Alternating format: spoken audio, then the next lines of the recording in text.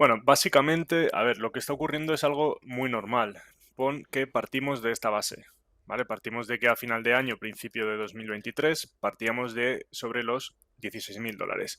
Desde ahí, ¿qué hizo Bitcoin? Desde ahí Bitcoin pegó el estirón, por así decirlo, ¿vale? Absorbió estos máximos que tenemos aquí marcados, solo voy a ir marcando con el pincel para que no haya problema. ¿Vale? Estos dos máximos los tomamos aquí y aquí arriba. Como puedes ver, si trazamos una línea horizontal va a coincidir perfectamente esta zona. Bien, y a partir de ahí sucede lo que o lo que tenemos, lo que estamos viendo ahora mismo. ¿Qué pasa? Que después de tomar estos máximos el precio cae, ¿vale? Aquí vemos cómo hay una corrección hasta el anterior, ¿vale? Hasta más o menos esta zona el precio tiene una corrección en la zona de 21.200, 21.300, cayendo desde los 23.8, 23.7 sin llegar a tomar los 24, ¿vale? A partir de ahí, esa resistencia ahora actúa como soporte, ¿vale? Todo esto lo estoy diciendo para que se entienda lo que está pasando ahora. ¿Qué pasa? Que ese soporte vuelve a dar impulso al precio y ahí es ya cuando a final de febrero nos vamos a buscar los máximos de agosto, ¿vale? De agosto de 2022 nos vamos a los 25.000 dólares, pasamos incluso los 25.000 y ¿qué vuelve a suceder? Viene todo el tema de First Republic Bank, de Silicon Valley Bank, ahí hay una hecatombe, vamos a decirlo así, bancaria momentánea, que hace que todos los activos, ya sea bolsa, ya sea criptomonedas, ya sean incluso materias, caigan, ¿vale? Lo que nos lleva a hacer una falsa rotura a la baja. Bien, esto debería haber parado más o menos en esta zona o en esta zona aquí. Lo que pasa es que, obviamente, arrastrados por todo el temor, el precio se desploma. Es algo parecido, bueno, no tiene mucho que ver, pero para que haga una similitud a lo que pasó con el COVID. ¿Debería haber bajado tanto el mercado? No, pero obviamente el pánico genera más pánico y al final hace que el precio caiga. Y a partir de ahí, como ves, todo están siendo impulsos y contracciones, lo que tenemos es una subida. ¿Hasta dónde se produce esta subida? Primero, hasta rangos de mayo, ¿vale? Donde nos quedamos un poco, vamos a decir ahí, parados antes de los 30.000, porque los 30.000 están ejerciendo una fuerte presión, sobre todo de gente que ha realizado compras en esta zona de aquí abajo, ¿vale? En este periodo de 3 meses. Y cuando conseguimos superarlo, igualamos los máximos de junio, ¿vale?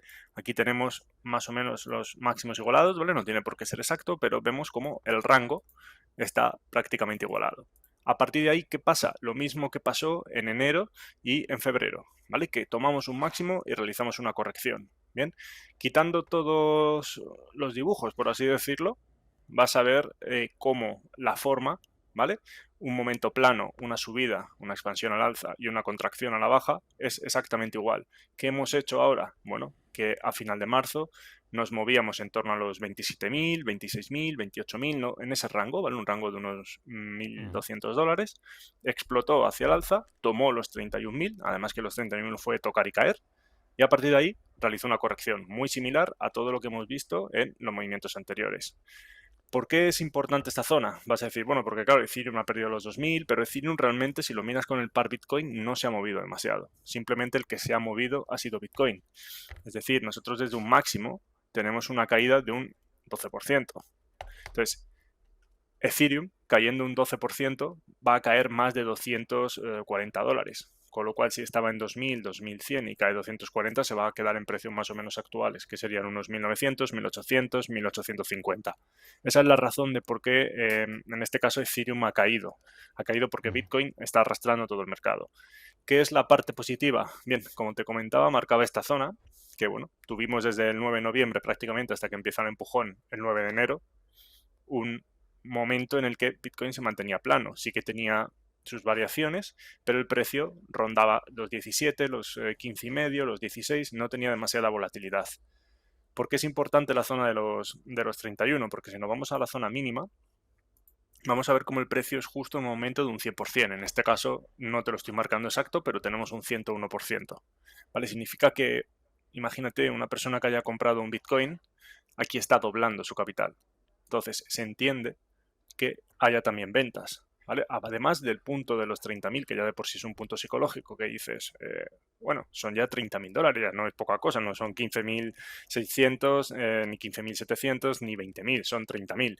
Entonces, eso ya de por sí te hace tomar beneficio. Si además estás doblando el capital, vas a tomar más beneficio, porque tú piensas, tienes 100, ahora tienes 200, dices, bueno, solamente tengo que vender mis primeros 100 y voy únicamente con las ganancias. Es decir, me quedarían otros 100 y puedo invertir esos 100 sin ningún riesgo. Sin ningún riesgo significa que si yo por cualquier cosa Bitcoin se va a cero y yo pierdo ese capital, no habré perdido nada en la inversión global.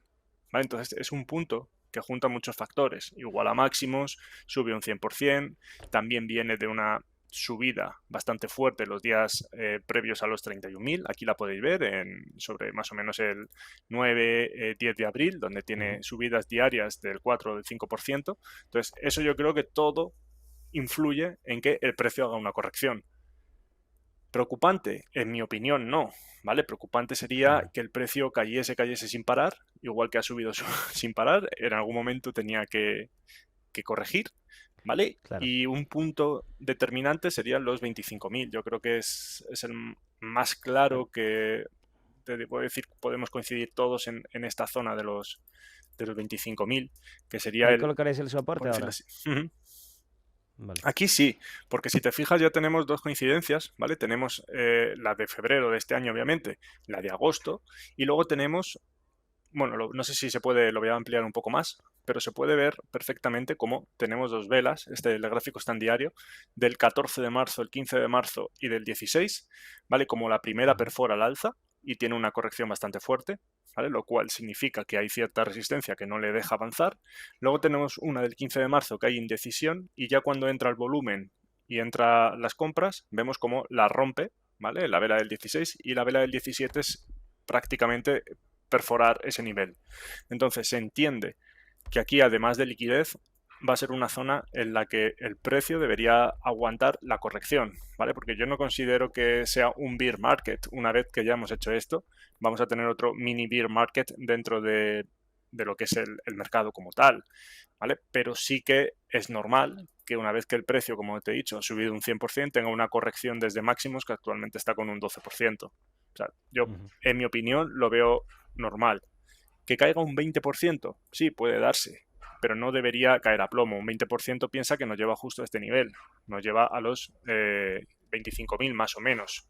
Bien, entonces no es igual que el precio vaya haciendo etapas, vaya haciendo steps o como lo queramos llamar, ¿vale? Vaya apoyando por aquí, luego intente subir, luego intente caer, ¿vale? Que el precio directamente caiga aquí para abajo. O sea, esto sería preocupante que no hubiese nada de demanda en la zona que tenemos aquí, ¿vale? Sino que el precio la atravesase sin más.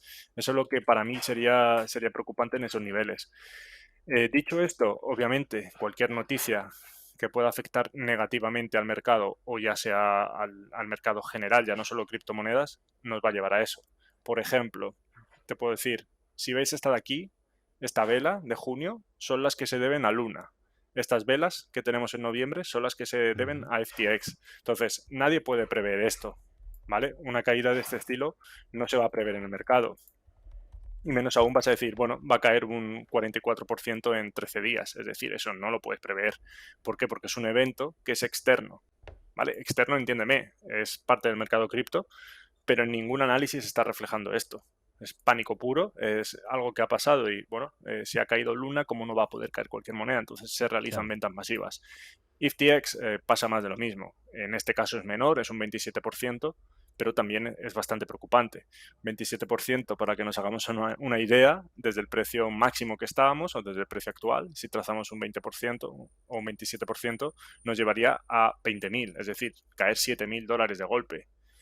En mi opinión, no hay nada que nos lleve a decir tiene que corregir de tal manera, ¿vale? ¿Qué puede pasar? Siempre hay que tener la idea de que cualquier día te puedes levantar y haya algún proyecto importante o alguna ley nueva que afecte al mercado de tal forma que este ya no sea rentable y diga a la gente, bueno, voy a huir de aquí. Pero como tal, actualmente estamos demasiado tranquilos, ¿vale? Entonces, no debería haber nada que nos lleve a caer 7.000 de golpe. Hemos hablado de las caídas.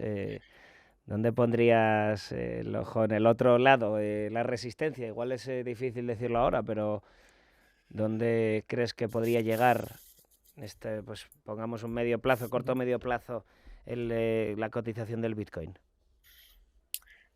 Vale, corto o medio plazo, si nos referimos a una resistencia que ya está existente, por decirlo así, la tenemos clara, ¿vale? Son los 31.000, donde se ha visto que el precio ha tenido una reversión bastante fuerte. De hecho, la mecha, si nos fijamos en la vela diaria, la mecha que justo tocó los 31 es bastante amplia, es decir, que no hubo confrontación en ese nivel, simplemente fue tocar y caer, ¿vale? Y esto se debe a qué? A que hay mucha resistencia, es decir, no es que tengas una resistencia leve, que a lo mejor sean 27.820, no, sino que es una resistencia ya consolidada, que son los 31. Entonces, por la parte de arriba me preguntas, ¿cómo consideraría que vamos a llegar a esta zona o cómo se debería actuar en esta zona? Si realizamos movimientos como los que hemos tenido anteriormente, ¿vale? Sería consolidar este nivel. Vamos a poner un rango, ¿vale? No va a ser exactamente una línea, pero una vez que entre ese rango, entraría volumen de compra, como hemos visto en todas estas subidas, ¿vale? Y ¿qué es importante? Que una vez lleguemos aquí, sí, el precio puede seguir subiendo y no retroceder, pero da mucha más consistencia cuando el precio cae, retrocede, establece otra zona similar a la que ha tenido anteriormente, ¿vale? En todas te puedes fijar que hay ese tipo de movimientos y a partir de aquí ya inicia la subida, ¿vale? Ahí sí que tendría sentido decir, ¿vale? Estamos consolidando este nivel. ¿Qué es lo que no tendría sentido? Subir y luego bajar, ¿vale? Ahí sería, bueno, sería una falsa rotura al alza para liquidar cortos y a partir de ahí volver a caer. Pero, bueno, yo creo que este es el patrón más fiable, si es que hay algo fiable, que tendríamos que tener en cuenta para poder superar esa zona.